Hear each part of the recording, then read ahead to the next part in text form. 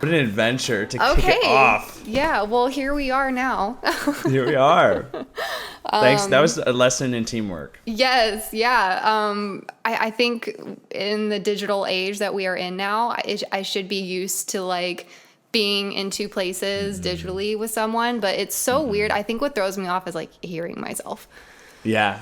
And it's funny, even as an artist, like hearing yourself is like, oh, that's my voice still? I can't stand it. I don't know how you feel about it. I used to hate it, and then I was like, I have to make peace with this. Like, if I'm going to keep writing, I'm going to have to make peace with hearing my voice, because that's the whole point. But it's listening to your own music and hearing yourself speak is always a weird experience, no matter what. Yep. So, Greg, nice to meet you. I have not met you. Great to meet you. Until now. And your management just reached out to me randomly. Do you know why? Just curious. My manager Alicia was asking me about podcasting, because I'm a big podcast fan in general, and I listen to like all of these different songwriter podcasts, and she was like, would you ever like want to be on one? And I was like, yeah. And then I think she went in search, and I think you came up like at the top of the list. Like, this is the first and only one that I've done. Wow. Well, welcome to podcast land officially. So good to be here. Thank you for having me. Yeah, it's really cool. And like we were talking about being in the digital age, it's not that hard to make a freaking podcast. Like, everybody thinks I'm so legit now, but it's really like super easy. You are legit. I mean, I think it takes a lot of equipment, and I think like songwriters or musicians are maybe like one step ahead because they have some of the recording stuff. You know what I mean? So I think it's scary for a lot of people. But yeah, once you get going, right? It's like not that bad. Yeah. I think you hit it right on the head. Like, the audio stuff is the hardest part. And I had to figure that out for when I started live streaming. And it was a nightmare. It was a nightmare. Like Twitch? Yeah. Tell me about that. Well, I mean, where do I start? It was just 8 months of hell trying to get the audio to freaking work. It's a nightmare. So because of that, this is like cake. Yeah. Like, live streaming audio, like good audio, is ridiculous, man. It's ridiculous. Do you live stream at all, or you mostly just record? I have done some live stream on socials. Like, I've done Instagram Live and a Facebook Live, but I've never done like a Twitch simulcast with great audio. Like, when I do live streaming, I just have my phone mic set up and it's like an acoustic show. I've never done like a full mic setup. Yeah, those are fun though, because it's just literally press live and play. Yeah. Yeah. And it's scary at first because you're like, it's so funny. Like, you could be totally down to go on like stage at a show, but something about being live and alone is scarier to me. Yeah. In front of an audience that's like silent. Yeah. I mean, there's chat, but it's still silent. There's crickets after you finish a song. Right. About like hand high five emojis. Yeah. And that's what you get. That's your validation. Yeah. By the way, speaking of recording and stuff, did you say you were going to record through Logic? Yes. Mm-hmm. And you ended up doing that? Yeah, I'm recording right now. Sweet. Let me take a look at it. Awesome. Yeah, it should be good. I'm going to turn down my... Okay, just because we had like a little bit of a slow start getting the audio working for you, I just wanted to make sure. All right. We all good in the hood. We're in good shape. Okay, so I don't know anything about you besides what you put out on socials and the music that you've put out that I've ventured into a bit. So kind of give me the lowdown. You're in New York. You started doing music. Tell me a little bit of the beginning. Yeah. I mean, all the way back, I grew up in a small town in Rhode Island, and I grew up in a big family of musicians, and I think the first time I started songwriting was like in high school, and there was a yogurt jingle competition, and I wrote a song, like a love song about yogurt, and I won like a year supply of yogurt, and that's when I was like, oh, this is like, I could do this. I want to do this for life.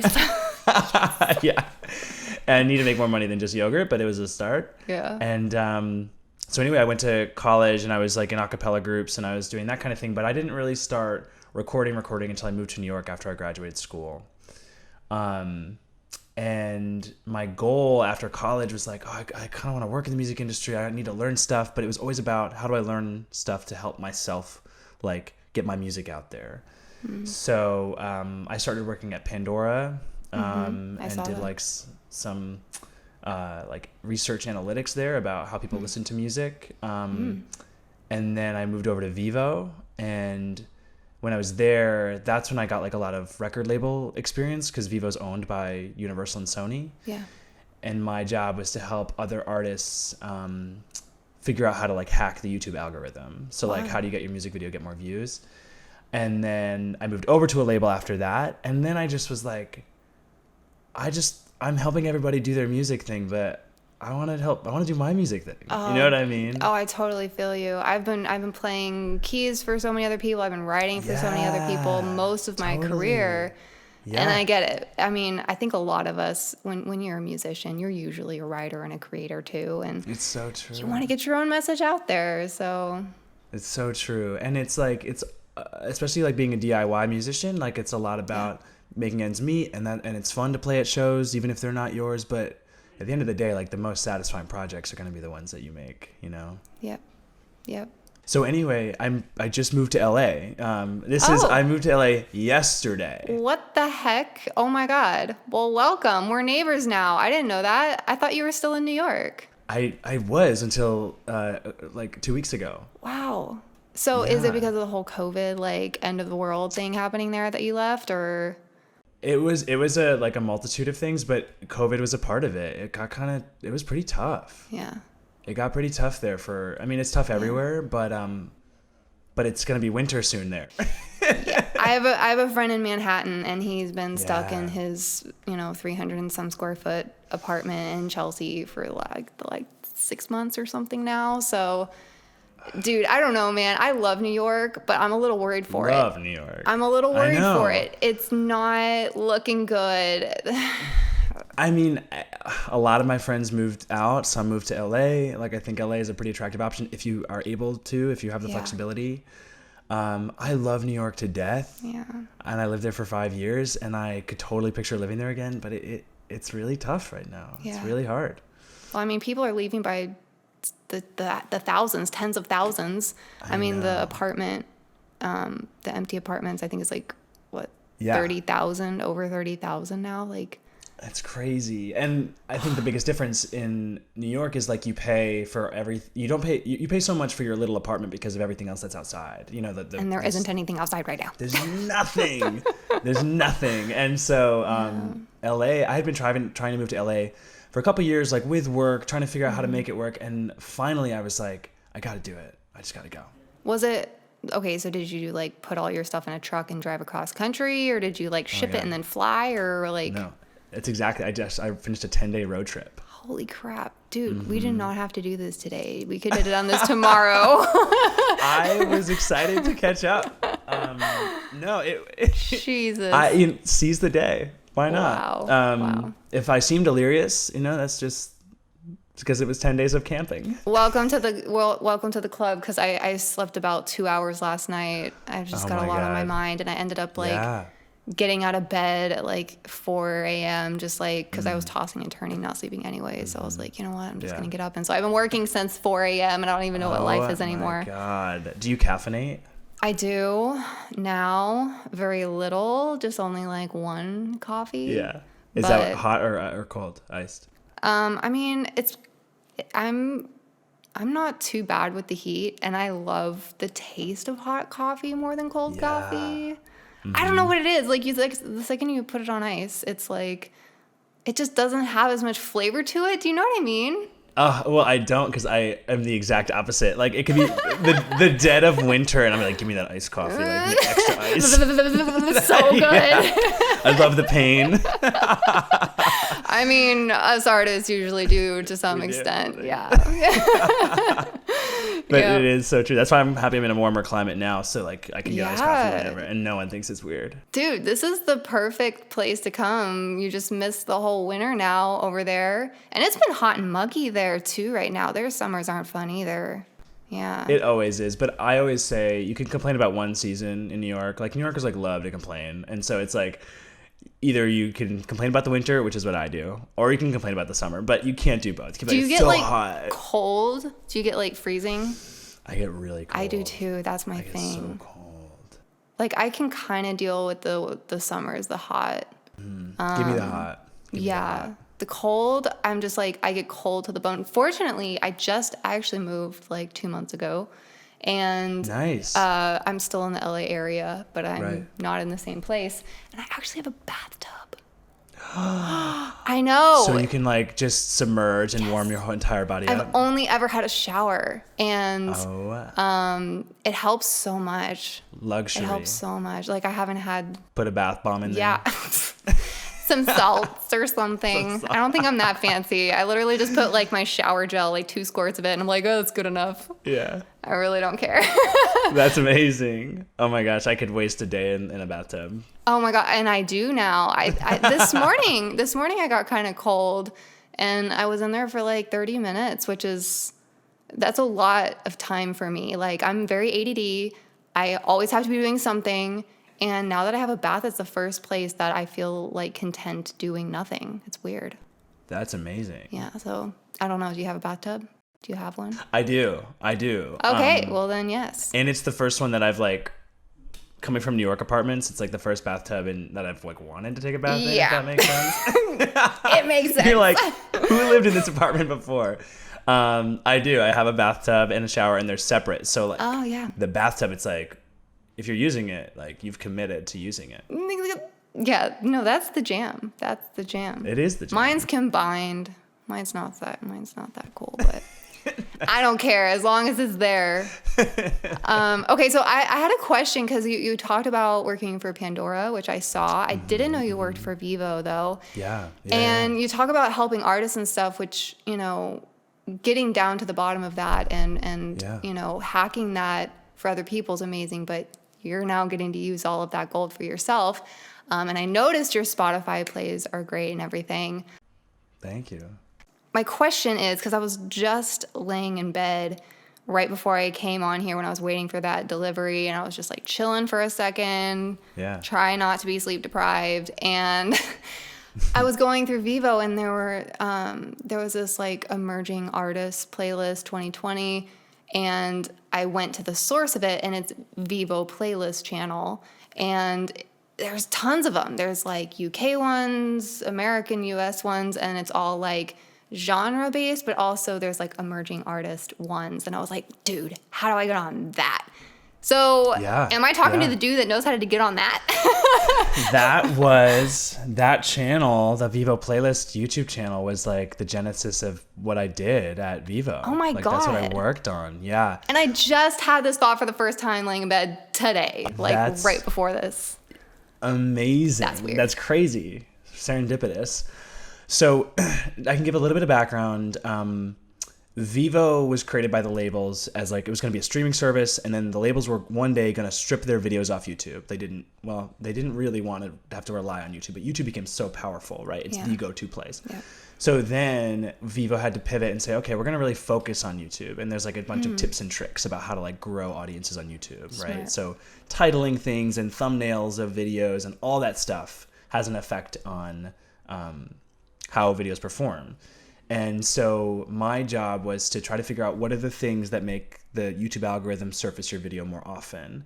And things like really clickable thumbnails were one of those things, but also tags, right? Like search terms and titles and that type of thing.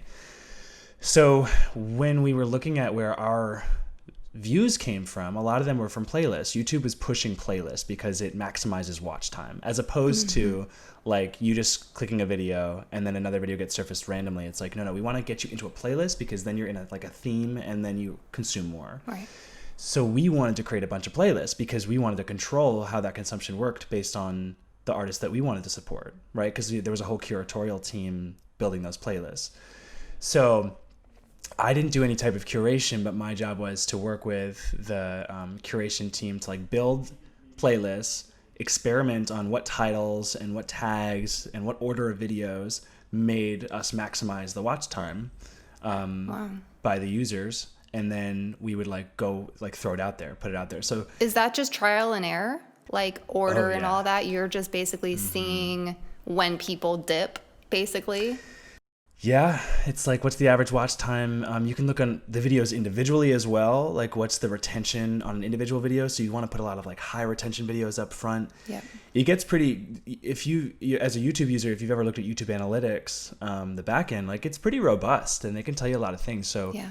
that was what I did. And then we would go around and I would present to the frontline labels at Universal and Sony and say, hey, like this is what we're seeing. Like this video with a 3-minute speaking intro, it's killing you in the algorithm. You have to make another version Yep. that doesn't have it. Or I don't want to get in the way of your creative process. I'm a creative too. I get that. Right. But just so you know, this is what happened. This is the data behind that choice.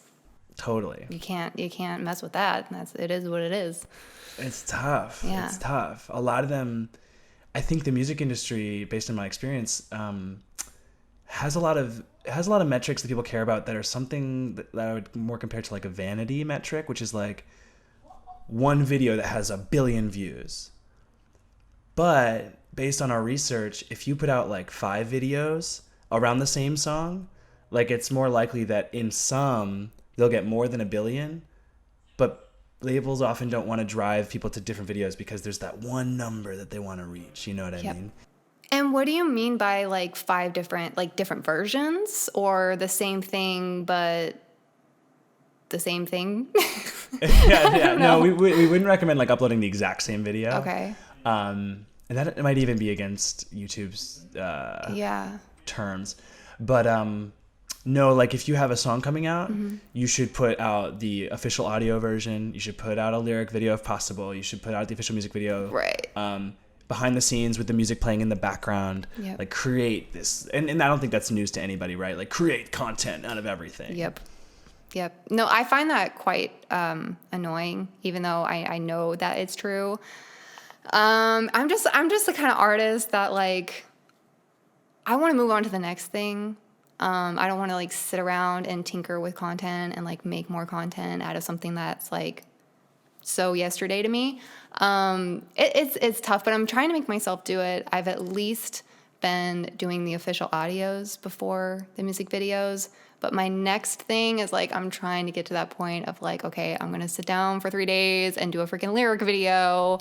Yeah. Don't want to do it, but I'm going to. And you know me, I don't do anything half-assed, you know? So I have to sit there and make it cool and have it pop in and out and have cool graphics. And Yeah. I'm trying to get to that place, but I haven't done it yet. Because you're also a designer. I mean, I have an eye.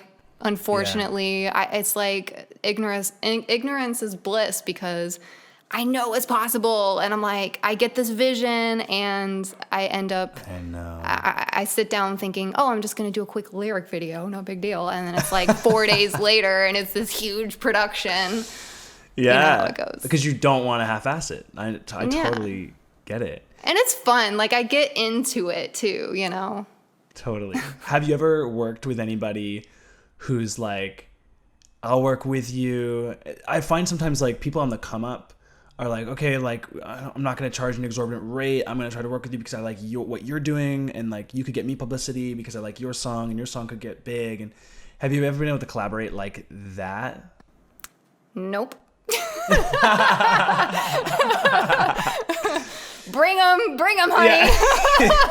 So, I've experienced that more so in the songwriting / producing side of things, more so than like the graphic design. Oh God, lucky though. Still that's been hard for me. Yeah. I've had to come to learn everything myself, and I do most everything myself. Yeah. I have a few productions that I've done with a few team of people, but it was still challenging and rare and cost a lot of money, and I love those guys, but it's like, no, I haven't found my dream team and people who believe in me, which is odd because I have so many fans and friends that believe in me, but they're not willing to like stop what they're doing to come help me. I'm waiting for that to happen. And just recently, we're talking about YouTube here, I just got monetized. I just got a viral video. Congrats. I'm at 1.3 million on a freaking video. It's crazy. That is insane. So I was thinking, okay, maybe the numbers are going to start coming and like someone will come out of the woodworks and like want to team up with me, because it's getting to that. I mean, it's been at that point, but I'm just sucking it up and paying my dues right now. That is like the DIY Yep. indie artist game, and people don't know how much goes into it, but it's Everything. it's so much. So to me, you feel like a semi-new artist. I don't even think I've seen a music video. Am I wrong? I only saw a few lyric videos. No, you're right. I don't have any official music videos. Okay, so tell me where you're at with everything, because your first song was released when? First song on Spotify was released, or on streaming services, May 2018. Okay, yeah. A couple years ago. I put out a couple songs like 6 months before that that I produced all by myself, and kind of what happened there was like a couple of friends who are producers were like, we think this could be better. And so then I stripped them off, reproduced them with them, and then they came out May 2018. Great. Yeah. So you do produce yourself. You just, wanted to reproduce those specifically. I do produce myself, but I think when I have brought other people in historically, it's been much better. So what I would say is like, I'm comfortable with my production level to make like a pretty solid demo, but then if it needs to be radio ready, I basically always bring someone else in to like do that final walkthrough. Yeah. And are these friends, or are you kind of like hiring out at that point? It's funny. It's a mix of both. They were friends first. In the case of the people who have produced most of my music with me, and those guys are Jeff Day and Lloyd Kiekoler, and they're based out of New York. Oh no. Are they still in New York? They are. It's okay. No, we're doing some remote stuff. Okay, good. The last song I put out was with them, and I co-wrote it with Jeff, and Lloyd produced it. I recorded remotely because they have a studio in their apartment, but I couldn't go. I mean, we didn't want to go with COVID, so it still works. But yep. Yeah, that's most of how it's worked. Like, I will go over with them. We'll finish writing it. I usually make a demo, then we'll finish writing and producing it, and then it goes out. But it's almost every song I've put out is a collaboration. I usually write the songs by myself, and then I usually co-produce. No, and honestly, I think that's where it's at. Seriously, no, I think that is, if you can find people that believe in you, and you can start with your shape, your vision, and they can then run with it. I think it's always better to have like a second set of ears on it, a second mind on it. Always. And I think that you can create a demo at all is way beyond so many artists. They go in, seriously, they write on top of a beat that's already there, or they play something on acoustic guitar, and then like the producer's like coming up with something. But, in my experience, when you go in like that, sometimes if you're in the room, it can be more collaborative. But it usually ends up sounding like what the producer sounds like. It's their sound, and it takes a really good producer. It's kind of rare to find a producer that's like gonna go outside of their comfort zone and play around with how a vocalist really, or an artist, is like trying to explain it. Like, I want it edgier, I want it darker. Like, what does that even mean? Yeah. It's like not until you get in and like actually start playing it with it yourself can you really express it properly, I think. I totally agree. I think that's such a good point. And it's like no shame on the producer, because they're just trying to figure out what you as the artist are trying to convey. But like, we're talking about like an artistic medium that you're trying to explain in words. And like, picture explaining what a piece of art, like visual art painting, looks like to somebody who's can't see it. Or just someone different than you, because there's so many interpretations, Like, what's edgy to someone could mean like something completely different to someone else. Totally. All these adjectives are so vague. And that's also, I think, that sometimes the struggle of the indie artist too, who does everything by themselves, is like, well, I want it. I need to execute it the way I see it. So it's also not only finding someone who believes and wants to collaborate with you, but also making sure that like you speak the same language, and you can like hear each other out. And it's so hard. And like, I'm totally not putting down producers like you're saying, No way. It's hard to make music. Like, I just started producing myself, and even me who's like in my lane, like producing my stuff with my vision, I can hear it in my head. Even that is a challenge. And then same with artists, like no shame if you can't go in with a shape. I think it's actually, for me, because I've had to learn ways around that as well. And my best tip is references. Like that goes such a long way. Like if you can really be specific and find some really good songs that specific elements are exactly like what you're trying to do, and you say what part of that song is like what you're wanting, that can be a great and fine way too. You don't have to produce to articulate it, but it's hard. It's still a challenge. Yeah, I think reference points are so good. And then what I've found, I always like to bring reference points, even with a demo that I've produced. Yeah. But then you also like have to find what makes this unique to you. Like, why is this song going to be different in an important way than all the reference points too? So it's like such a delicate balance. So what are, like, let's just say your last single, that was Westward Bound. Is that right? Is that the latest one? Yeah, that's right. Yeah. So that one, what were the references for that one? What artists did you bring in? What are your current inspirations? Good question. So I saw you met Gavin DeGraw, by the way, too. Oh my gosh, I did. I saw that on your Instagram way down there. I love him. Oh my gosh, you went way back into the archives. Yeah, I did, because I just wanted to at least know, a little bit, since we haven't met and we don't have a history. So. Totally. Yeah. Well, I can give some background. Like at the various music companies that I've worked at, artists would sometimes come in and perform. So I met Gavin DeGraw at Pandora, and when he was there performing for them. Okay, so he's not necessarily your favorite artist of all time. He just happened to be there. I do love Gavin DeGraw. And he's definitely a big point of inspiration for me, because I think is so good with guitar and piano and like songwriter vocals. His melodies are just intoxicating, addicting. So good. So that's a reference point for me for sure. Ben Rector is a big reference point for me. Are you familiar with him? No. He's very piano driven songwriter. Maybe. I love him. He's such a sweet vocalist. And then in terms of like the more mainstream reference points, like the latest single is like a more acoustic side of John Mayer.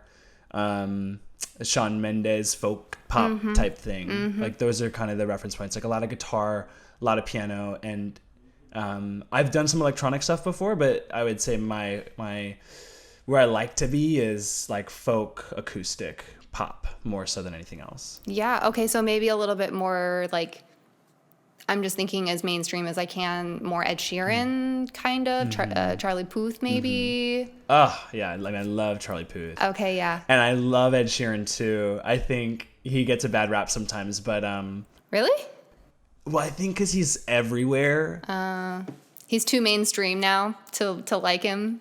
And I think he's so played out that it's almost like a joke to not like it, like Shape of You. I just want to play Shape of You right now. But I do, yeah. Those are also great reference points. I mean, your voice, I love. Oh, thank you. You have a very pure pop tone, which is why when I listened to your Spotify and you had a few EDM type electronic, more sounding things, I know that those were collabs. I saw like other artists in there, but your voice fits that so well. So mainstream's where it's at. So when you went to music school, you said? No, I went to school in Indiana. I went to Notre Dame and I studied economics and music. Oh, wow. Okay, so music was like your minor? Yeah, they didn't have a minor, but I took a bunch of classes, basically. Okay, and was your focus vocals or production or writing? It was theory. Oh, okay. But basically, like, I took guitar lessons and did some vocal groups and took some theory classes. Yeah. And what's your main instrument? Is it guitar or piano first? I grew up playing piano. And I see you have a piano right in front of you. I love, love, love piano. That's like where I feel home. Guitar, I felt like I should play, and I do love playing guitar, but it felt like, well, the songwriter has to play the guitar, you know? That's more where that came from a few years ago. Yeah, but can you like Okay, because I can fake play guitar, I'll admit it. Like I got some chords and like a little bit of rhythm, but that's about it. It's real loose. It's real loose. Are you an actual player? Like, can you actually? I know that you understand theory, so do I. I don't understand theory on guitar. I just remembered shapes, like literally. And then I connected. I'm like, I think of the piano when I'm like trying to figure something out on guitar. So, can you actually like solo and stuff? The way you described it is I relate to heavily. Okay, Like we're on the same page, maybe. Yeah, totally. Like piano, like let's go, let's do anything. Guitar, yeah. Don't ask me to do too much here. Yeah. Like, yeah. So you can accompany yourself well. Exactly. Like it's more of like it's a tool to like get the music out. Piano is more like the let me express everything. You know what I mean? Is that true for you too? Yeah, definitely. And even like I got my keyboard degree. I went to school. I did independent artist and I did keyboard. But don't judge me on that. Don't tell me to play anything because I'm very ADHD. I have forgotten everything. I have lost all my chops. Ever since I started playing in top 40 bands, I let all of my classical and jazz chops go, which my jazz chops were never great, but I never went back to my classical roots, which I feel like I should still, because I know my hands will go there, but they're just not there right now. It's just easy to lose if you don't practice. Why do you feel like you should go back to it? Because it's my roots. Yeah. It's what I learned. Like my mom would play Beethoven and Mozart, and I would learn watching her hands, you know? And like some of those songs are actually really simple and I could pick them up in 2 seconds, but I miss the days when I'd like print out like this crazy 10-page, tape them together sheet music thing of like some crazy move, like with different movements and stuff. And I just don't do that anymore. So I'm assuming it's gone. I don't know. It's so funny because I did the same thing. Grew up playing piano. I had to take lessons. Yeah. My parents forced me to. I would like fight them on it, and then they were like, "Okay, you can stop." And when I got to high school, and then I took vocal lessons for a bit, and then I was like, "No, I didn't really like that either." And I didn't play for like a year, and then I sat back down and I started to play songs that I liked, that I heard, and like like Coldplay, and like then I started writing, and then all the theory came back. Like I was like, oh, I do know these chords. Like I know how this stuff fits together, but I haven't gone back to the classical roots. I just. Is that where you came from? Mm-hmm. Yeah, but again, only until I was probably 14, like classical lessons, and I took some jazz, and I wasn't that good at jazz. Yeah, I do not have that feel in me. It's just I'm too white or something. I don't know. Same.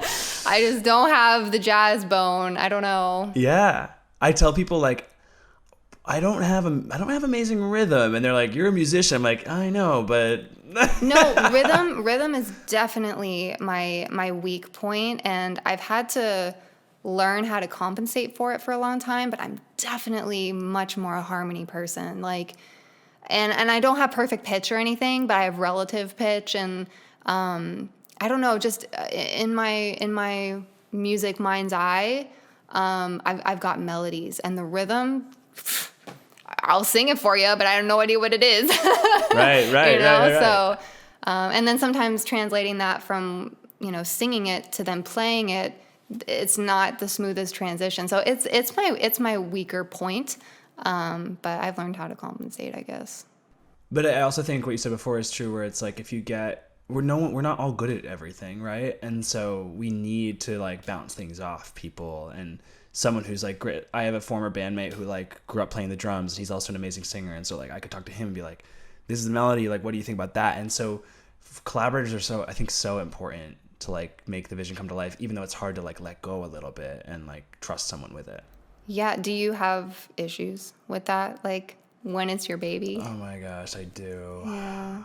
I do. I mean, that's why, and I need to get better at this.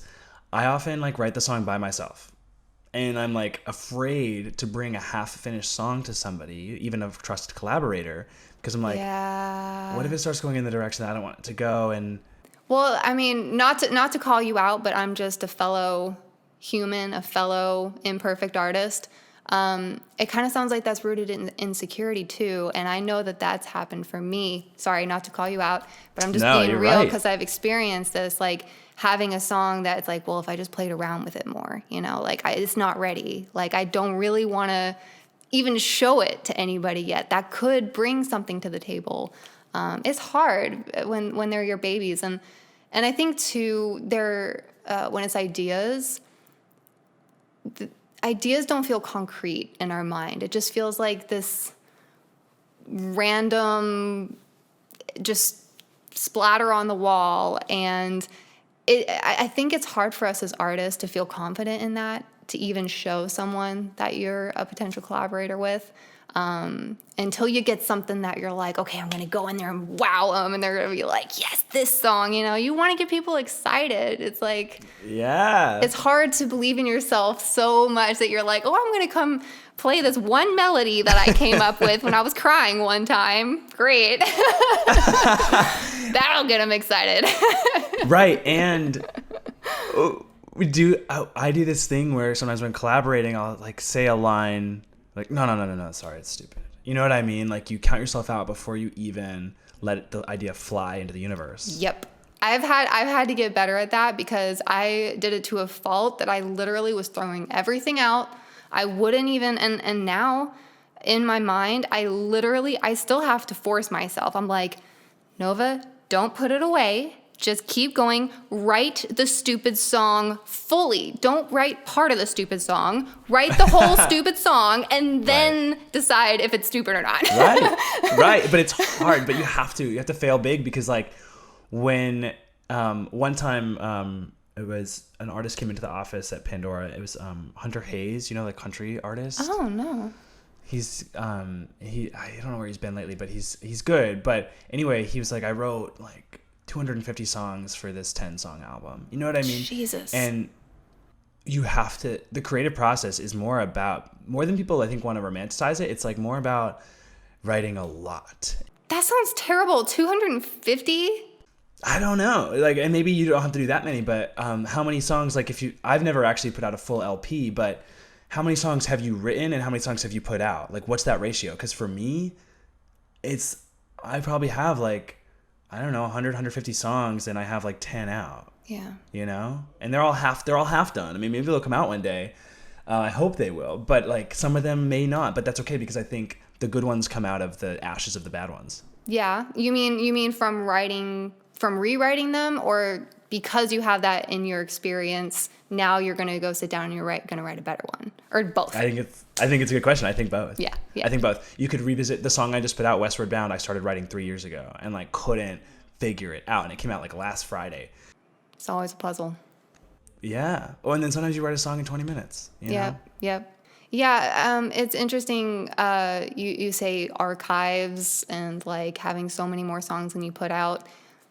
What changed the game for me was actually putting out music. Because there was a lot of my career that I was playing keys for other people, writing for other people, and not putting songs out.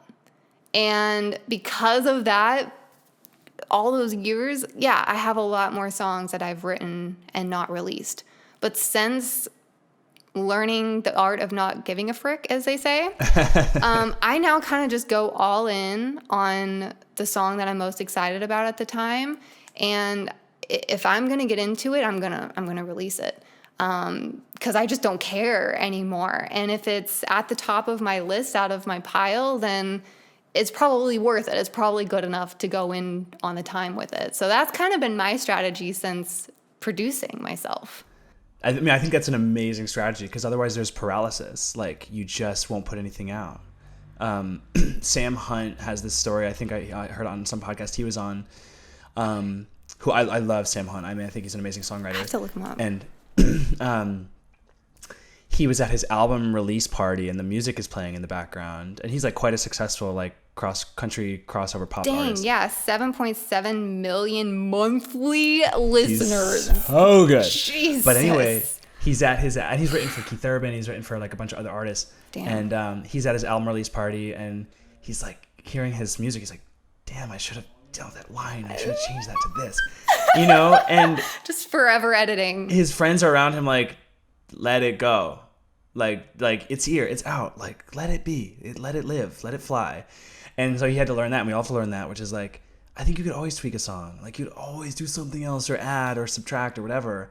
It's like you just gotta let it go, dude. And that's my problem. That's why I'm only doing singles. Like right now, doing all of this myself, there's no way in hell I'm going to be putting out even an EP, a 4 or 5 song EP, because I finish one song, then I move to the next, and they do the next, and I look back at the first one, and I'm like, wait a second, that sucks. I have to fix all that, and then it's like it'll just be forever and ever. And I was just talking a couple weeks ago with this guy named Xander or Alexander, and he's signed with Atlantic, and he was talking to me about how he had this one song that they were going to make his big single, and they ended up making it a big single. It was like a collab with Christina Perri and stuff, but it was freaking 2 years holding on to that song for that perfect collab.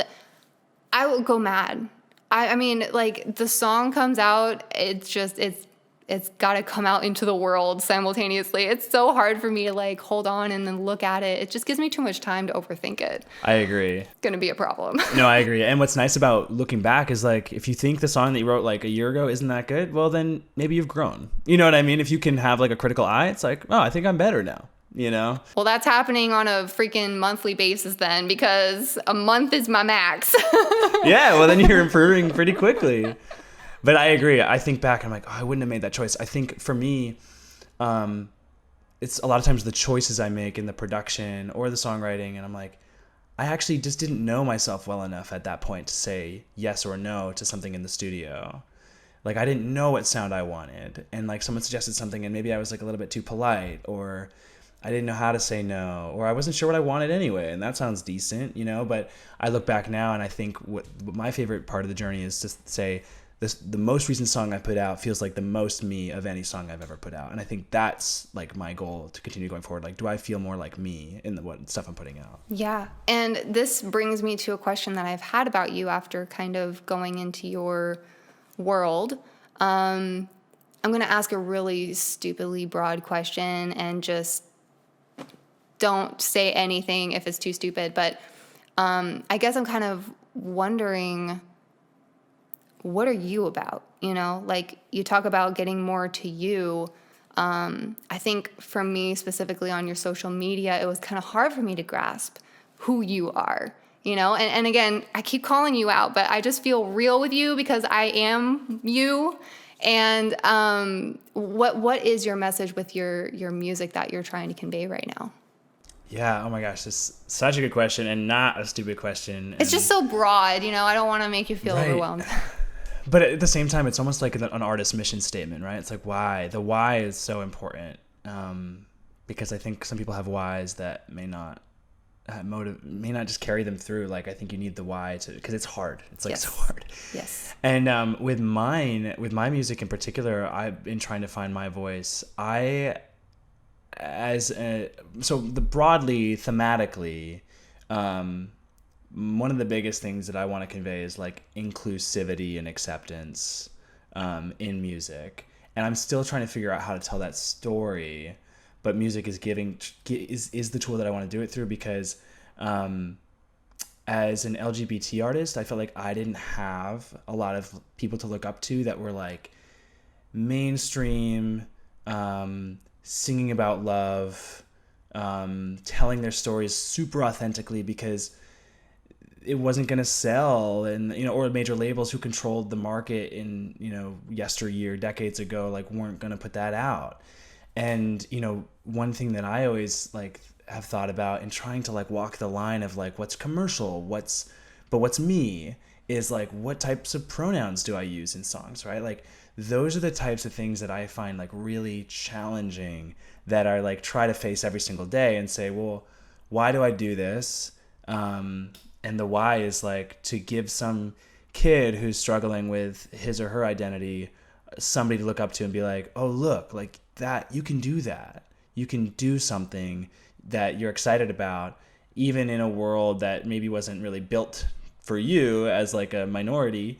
But there's somebody out there who's doing it, and they're okay, or they're cool, or they're just like me, or whatever that is, seeing themselves in me. So, because I know that's what I wanted as a kid, and so that's what I want to be. Well, I mean, you just took the words basically out of my mouth. You know, I have my angle, but that's the exact intention behind what I do as an artist. Same thing. I think it boils down to, in the simplest terms, you want to be a role model, and you want to make other people who feel like you feel a part of something, and like it's okay to feel like that. And that's why I call my fans the Weirdo Crew, because I've always felt like an outcast in my own ways, and my brain is a little messed up, and it's okay, because in some ways it makes good things, you know. But Of course. I feel the same way in my own little bubble of my person, and who I am, that, you know, I grew up in a world that just wasn't set up for me. I'm ADHD and I'm dyslexic AF. And I felt, I just never really, it just never worked for me. And I had to be a rebel in order to thrive. So I love all of that. And you talking about bringing people together through music too, I think is really cool, because I say the same thing and people don't really understand it. But when you have a message that's so strong like that, that's not just what you do, but who you are. You talk about using music as a tool. And it's so true. Like, with a message like that just runs to the core of being human, you could really use anything Right. to use it, like as a Trojan horse. Well, that's a bad example, but you know what I'm saying. Like, it's a tool, or a catalyst. It's like I don't know. Yeah. So that it's music. I think as an artist that has a deep purpose like this, you have to find your why with music too, specifically, because you don't choose this with any right brain in your head. Right. Because it is so hard, like you're saying. So why music for you? Because I understand the purpose behind it, but why did you use music as your tool? Yeah, that's another great question. It's so funny, the story that I was telling earlier. Like, I grew up with it. My family's super musical. And then I noticed, I come from a really big family, and like everyone plays an instrument. And I just felt this like need to be, there's a psychological concept called flow, right? Which is like something that's challenging, but all that you bring your talents to, and that you feel this like sense of well-being and engagement with it. And it's hard to explain, but it's like the gut feeling. I feel like I had so much to say and I didn't know how to say it, especially like being in high school and like having like confusing feelings and not knowing how to communicate them. And music was like the thing that was always very present to me, and it was the way that I related to people around me. And I was always like the music guy, and I think sometimes things kind of choose you too, you know? And I feel like growing up and not really wanting to play it, and then letting it go in high school, and then coming back after a year and being like, now I choose this, and this chooses me, more so than my parents told me I have to take lessons. And I think I needed to walk away and come back and then realize how much it meant to me to be able to communicate things musically, all these thoughts and ideas that I felt like I couldn't say out loud unless they were in music. Yeah. And there's so much there. And you and I are like very similar people, and I feel your heart. My gosh. Oh crap. I'm about to lose all my thoughts. I had so many. That's okay. Take your time. I think that there's something to be said about music having kind of an X factor, subliminal language underneath it, that I think it's why music is so prevalent in the world, and why it is such a huge influence on people and culture and just society in general, because there's something about literal, like, waves of sound in harmony, you know, going into someone's ears. It makes you feel something on a vibrational level, and that gives you more to play with. You know, you say you have so much to say, like that gives you instead of, 7 keys, you got 88, So it's not just lyrics, but there's something with music vibrationally that you're communicating with. I totally agree. And like historically, people have used sounds even like in a healing way, like a lot of Eastern religion, like Himalayan singing bowls and like the frequencies and vibrations that bring like peace. If you're into yoga or meditation, like it's a lot about vibrations and sounds, and the Om is a vibration. Like all of it, I believe, I'm a big believer in like holistic health, and I think vibration and sound is a lot of that, and you don't even have to prove it. It's so clear in the way that humans interact with music that it clearly is like transcendent and speaks to so many people in so many different ways. It can instantly raise your vibration. I know for me, I've got a few playlists that I've made. They're probably seemingly random. No one else would want to listen to them, but they're specifically for me with songs that can trigger exactly how I need to feel. And this might sound egotistical, but I even sometimes go back and listen to my own music. And that gets me in my space of like, oh yeah, like on a day that I'm just feeling like, oh, I don't even freaking know what I want to do. Like, what am I even doing? Like I'll go back to my stuff and be like, oh yeah, because I do believe in, the music that I've put out, and I just sometimes need to be reminded. And similarly, I've got artists and playlists that I'll pull up that it's just like, no matter what mood I'm in, T-10 right. seconds to boss mode once I listen to these songs, Yeah. So do you have that too? Yeah, I have to think every artist goes back and listens to their own music. I mean, it's not ego-y, is it? It's, for me, it's going back and remembering how much work went into like 3.5 minutes. Yeah, it's a reminder. Especially when you're like kind of at the end of the rope and you're like, oh my God, this, whatever I'm working on right now is not coming together. I have no inspiration. And then you go back to something you've written that's out and say like, oh yeah, like I remember how I kind of felt that with this song, and now it's out there and it's done and people have listened to it. Or even if one person has said, like hit me up in a DM and said, hey, I heard your song and it just means so much to me, and I added it to my playlist, whatever, like my fall asleep playlist or my wake up playlist, my Saturday morning, whatever.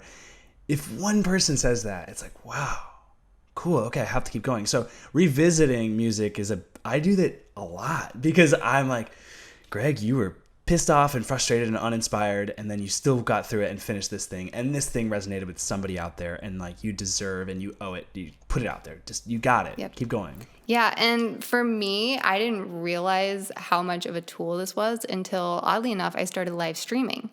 And it wasn't until I watched myself get so frustrated producing. It was my first self-produced song. And I produced it live on stream. So like the whole journey's there. It wasn't until I saw how pronounced the process was that, and I didn't watch the whole thing, but I was there, and I like went back to some of them, and it's like, I learned to accept, like by actually seeing myself in it, I just now accept I'm always going to think the song is doomed and this is it. Like I suck and I'm never going to figure this out, and just have the most frustrating moments in the song. Always. Like it's guaranteed every single song. I'm just going to be going through that, and seeing that from afar kind of just made me realize it's not, oh God, this song. It's not this song. It's every song, girl. Right. And I forget.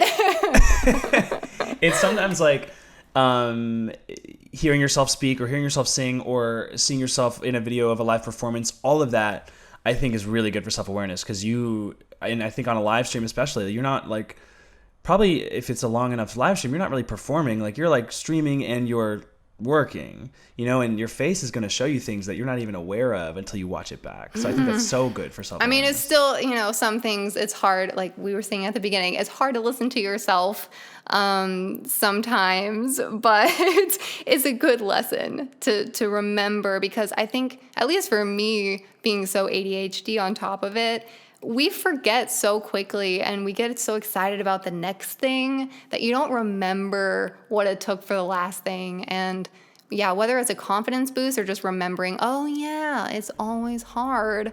It's a good reminder. Right. And it's hard to explain to your non-musician friends what goes into it. Like Yeah. how much sweat and tears goes into one thing that they can listen to for 3 minutes. Yeah. So I don't know if I ever really properly asked, but I mean, what's keeping you in it right now? Is it really that one person that's saying this, and then the other person that's like saving you to this playlist? Like, is it that validation, or is there something else keeping you going too? I love live performing. And so I'm missing that right now, but it is like my favorite thing on earth. Dude, I need to get you set up for live streaming. Yeah, I would love to. I mean, I do the lives that I've done on Instagram, like I find those to be challenging, but I have to like do it. But like being live on stage is like my home. I get but you. I would love to do live streaming. I just never. I know it's not the same, but But what else are we gonna do right now? true. You would do really well on Twitch. Really? Yeah. I don't know if you want help, but I could maybe help you out. Let's talk. I would love to. I'm kind of the Twitch guru now. I don't know. Yeah. I shouldn't be punned. I shouldn't be pinned this, but because I'm not really streaming that much anymore. I have been really focused on the final product of songs and videos for YouTube, which I used to make on stream a lot more. But because I have quite a lot of fans there, lately it's just things take longer when I'm working on stream. So I'm doing a little less of it, but because of the whole audio aspect of it and the quality of the stream that I got to, people have been, hitting me up like, how do I freaking do this? So I can help you out. I can hook you up. I was listening to a podcast that you did with Smile a couple weeks ago, or it came out a couple weeks ago. And I think they said that you were their inspiration too to start doing some of the live streaming stuff. Yeah, because I was in it for like a year, maybe more than a year. I was like, when I went on tour, I was streaming every single show on my phone and like traveling with them. And yeah, I was streaming like 3 to 5 days a week at a certain point, like a lot of hours. Did you find it was a really good tool to like engage fans? Oh my gosh, there's an amazing community on Twitch. Like, amazing. Okay, so since the recent like YouTube hype, there's some great people there too, and I have found some really supportive people.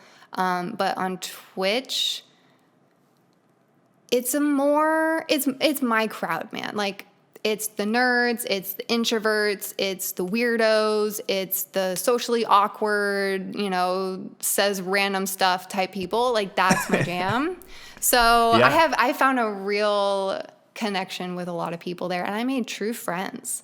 Like, I made friends. I don't have friends, so it's a great community. That is amazing. People who... How does the discovery work? How do they find you? Better than any other. It's better than YouTube. YouTube's freaking hard as hell. It's so saturated. With Twitch, it's not very saturated at all. Since COVID, it's spiked a little bit. Like, there's more people streaming now, but it's still a predominantly gaming platform.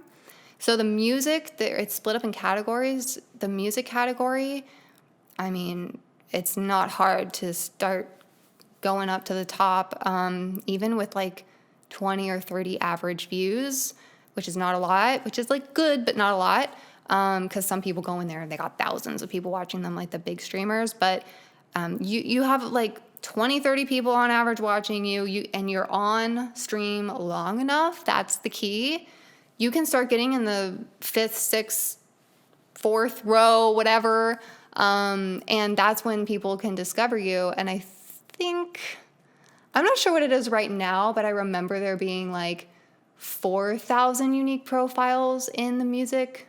Sometimes maybe 9, up to 9. No. Oh, is that you? I hear stuff. Oh, you're fine. You're fine. I just thought that was me for a second.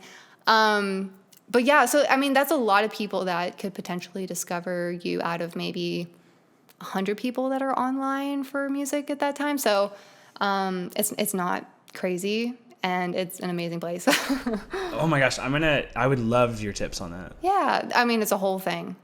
It's a whole thing. But it's so worth it. And I learned a lot. I got a lot better as a singer. I figured a lot out about, you know, a lot of things. So, yeah, it's good. What are your thoughts on TikTok? Well, in terms of like, when you said that YouTube is really hard to get found, in terms of a discovery platform, right. That's why TikTok interests me. TikTok has been deemed that. I think it's another ploy to become the most addicting activity in your life. Like, I'm not even kidding. I honestly think that like crazy robot aliens created TikTok to make people brain dead and stay inside and glued to their phone. Like, I'm sorry. I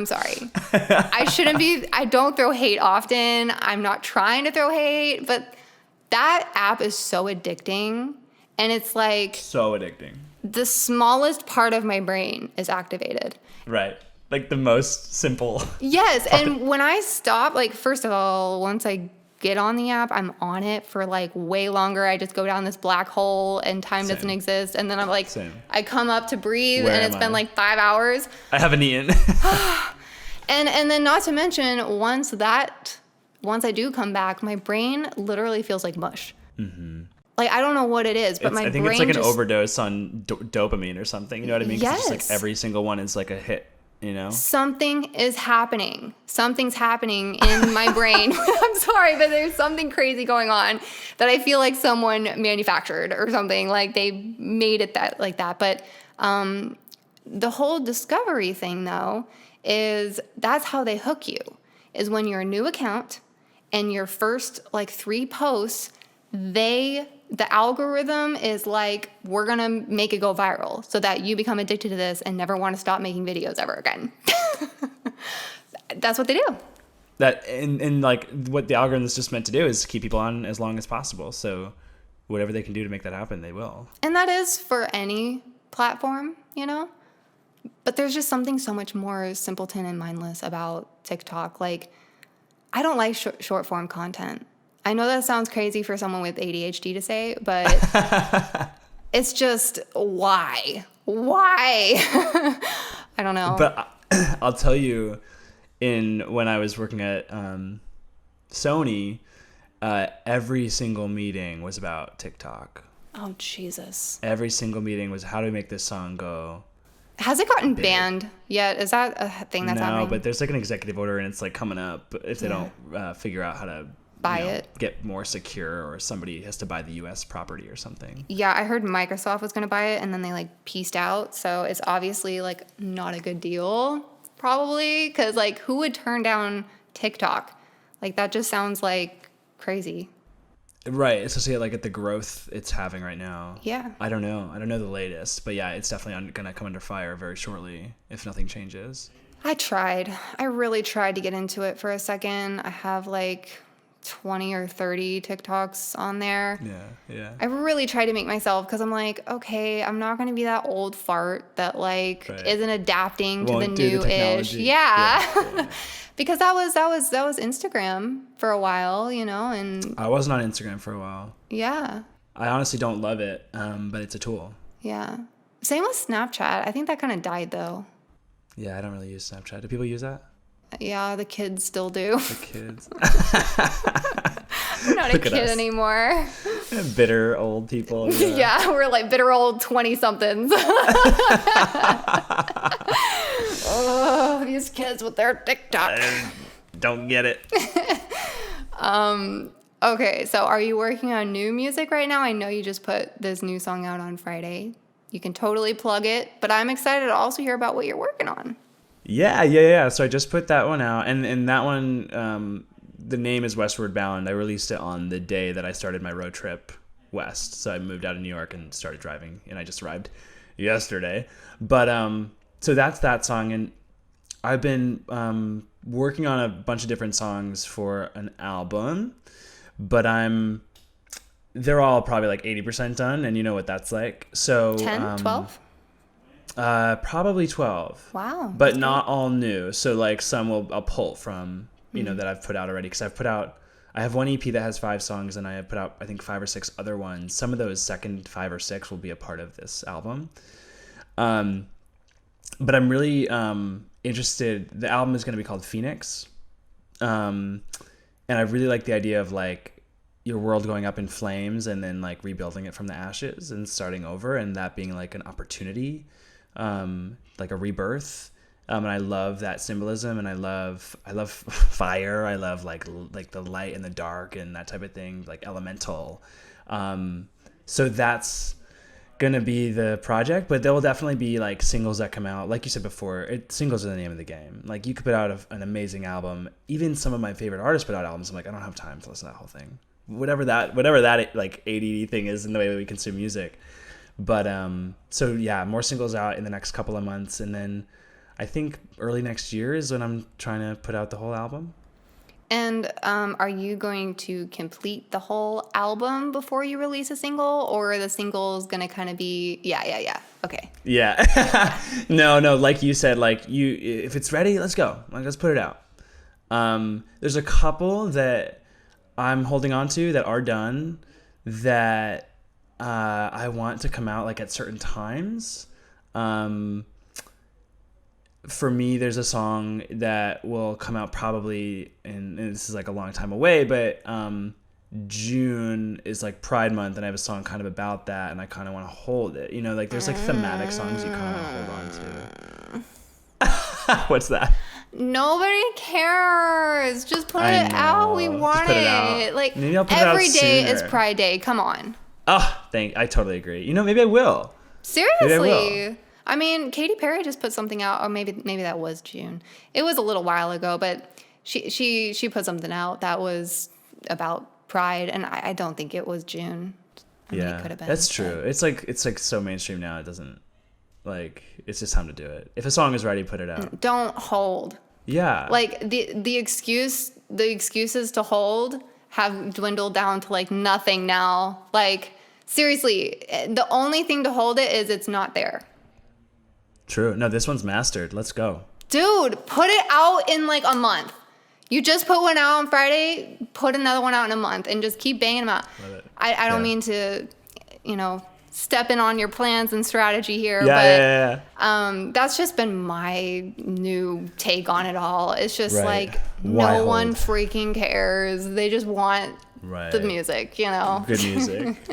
That's a good point. And I think also like we as artists like are always waiting for like the perfect moment or to tell the story in the exact way you want to tell it. There could be no June next year with how 2020 is going right now.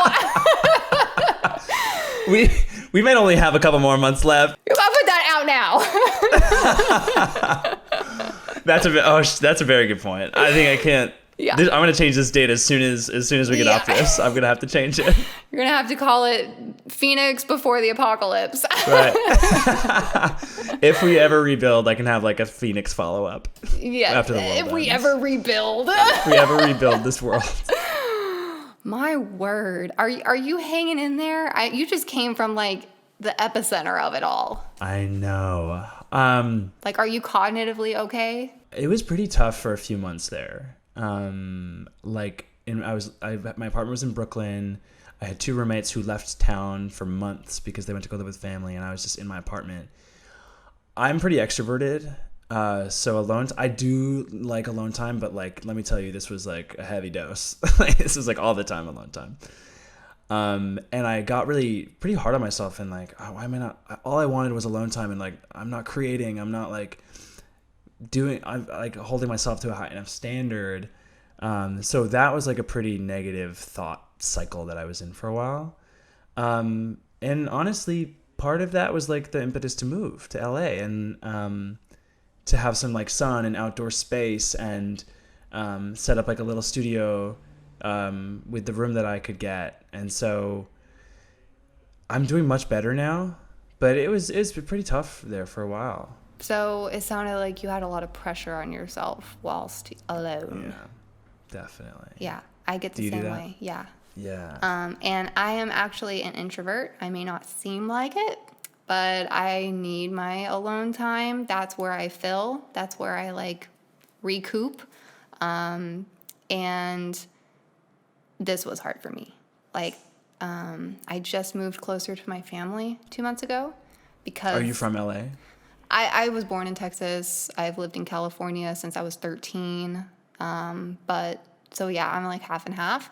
But yeah, I needed to move closer to my family, and I'm only like a short drive away now to go see them, which I needed because I was a little too far. And yeah, being by myself, I was thriving for a while. And then it started creeping up on me in ways that I wasn't expecting. Like, I didn't think it was that, you know? I just thought I was going crazy. I just was attaching it to other things. And I was like, wait a second. Maybe it's because I've been alone for 4 months straight. Yeah. You know, like, it didn't dawn on me that maybe that's why these things were happening. But yeah, a lot of pressure. And I think it was really like the George Floyd thing with the riots and all of that. That was my last straw, because I haven't seen the world so dark like that. And it just broke my heart, just how barbaric it was, but just also then the violence that came after it and the destruction that was just down the street from me, and fire and all that. And speaking of, and it broke my heart. And I was like, if this is the world I'm trying to speak in, this is the world I'm trying to make an influence on, what? Like, I know we have a lot of ways to go, but this is like below the basement level stuff here. And it just broke me. I was like, what am I even doing? Definitely existential crisis based on everything going on. And then, the whole content creator hustle vibes that were happening on social media. Like, this is your time. You got to do it now. Like, everybody's home. Everybody's going to be watching YouTube and content. And you got to keep putting them out. And just between that and like watching the world go up in flames, literally, like, just did a number for a second. So much. And I mean, I think it's true even today, like the amount of stress from headlines that like there's the pressure and in some sense the responsibility to stay informed, which is important, but also consuming negative headlines. And we all know that like news outlets, especially today, make money off the clicks, and the clicks come from the audacious negative headlines.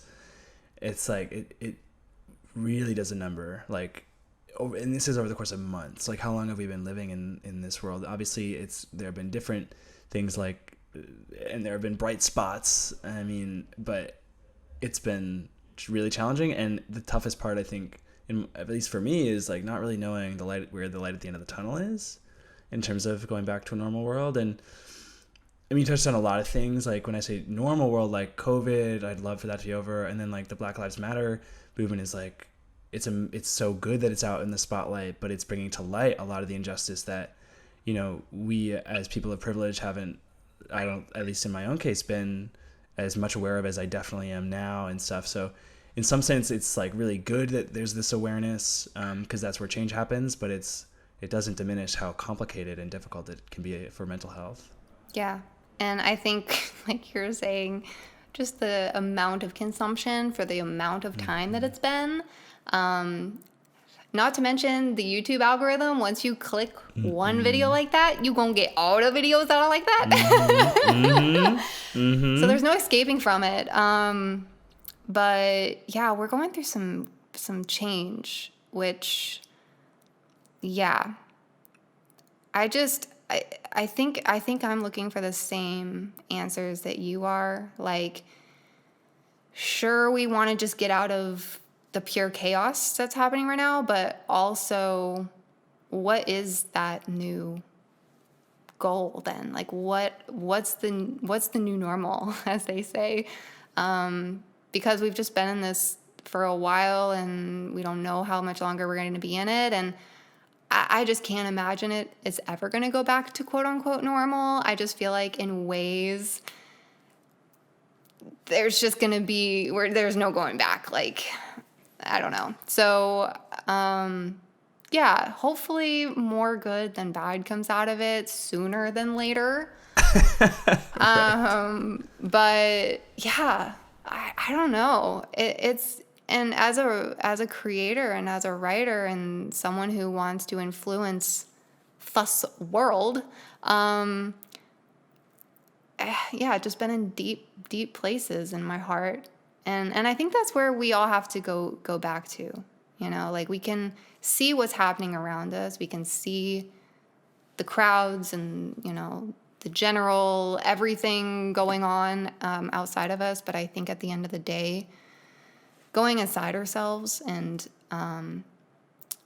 creating our own story of what this outcome is going to be after all of this is, I think, most important, because if we're all individually healing and getting better, we'll collectively get better too. So I know it's all like woo-saw-ish, but you know. No, I love that point of view and it's mine as well, because I think it's super easy to get lost in like these broad headlines and like who am I and how am I supposed to change the world and all of that. But when you break it down and make it a little more actionable, and it's like, well, where am I spending my dollar? You know, when I order takeout, you know, something like that, or am I registered to vote and am I gonna go vote and for whom? And am I like, those are things I can do. I'm not gonna solve it by myself, but I can like I love lists. I love lists. Ooh, me and too. I'm a lister too. Love lists. And so like write them down, check them off, like get them done. That does a lot for my own mental health. Be like, you did that today, and that's the difference that you can make and that you're responsible for. And I can go to bed and be like, I did something today, you know? Yeah, definitely. And I think it's we're in tricky waters here as artists, because when you were talking about your purpose, all of that was love and life and all-encompassing togetherness, and it's hard to do that right now when everything Really is hard. so polarized. It's like it's all or nothing, and it's very extreme. And I think, just my personal heart, like, you can go as specific and political and, you know, whatever movement, you can like be very outspoken. That does have a place and that does have help and change.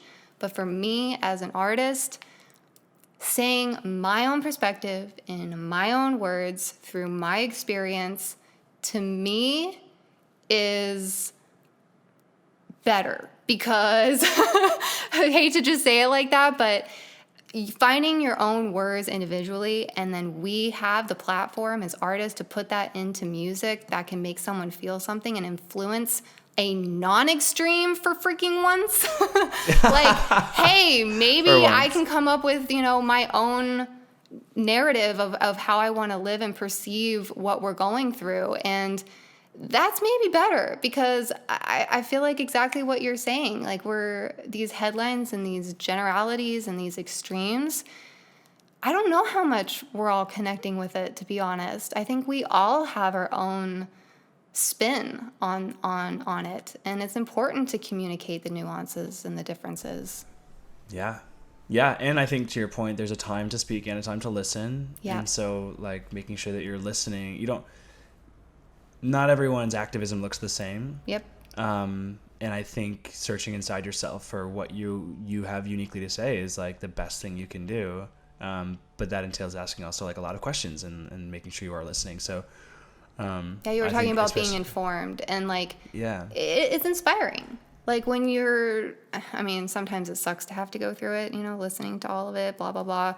It gets redundant. But, you know, at the end of the day, you have to know where we are in order to level up. So. totally agree. But yeah, anyways, I know we've been talking forever, but I really like you and you're cool. Yeah, So you're awesome as well. I'm having a great time. So let's give the Boss Potters all the ish. Plug what you want to plug and where we can find you real quick. I'll also link it down below, but take it away. Nice. You can find my music on anywhere you stream music. Greg Duffy. That's Greg with 2 G's, one on either end, but not a third G at the end. Oh. People get that wrong. So just Greg Duffy. And my socials are at Greg Duffy Music. You can find me on Instagram, Facebook, and Tick-Tock. So check it out. You know I won't be there. We won't have Nova there, Sorry. but we may have others. Yeah, and I'll be putting more music out soon. But that's where you can find me till then. Fantastic. Well, you're such a love and light, and I'm so glad I got to meet you. It was such a pleasure to be here. It really was. Your management found me out of the blue. Look at that. Boss That's Pod's amazing. getting places. The universe just bringing it together. Thank you for being here. You're such a light. And yeah, we're going to have to talk about Twitch. We're going to have to talk about Vivo. We're going to have to talk about all that stuff. It's crazy. I'm ready. Let's talk about it all. All right. Well, you have a great rest of your day. Thanks, Nova. You too. Bye, Greg. Bye. Thanks for having me. Yeah, of course.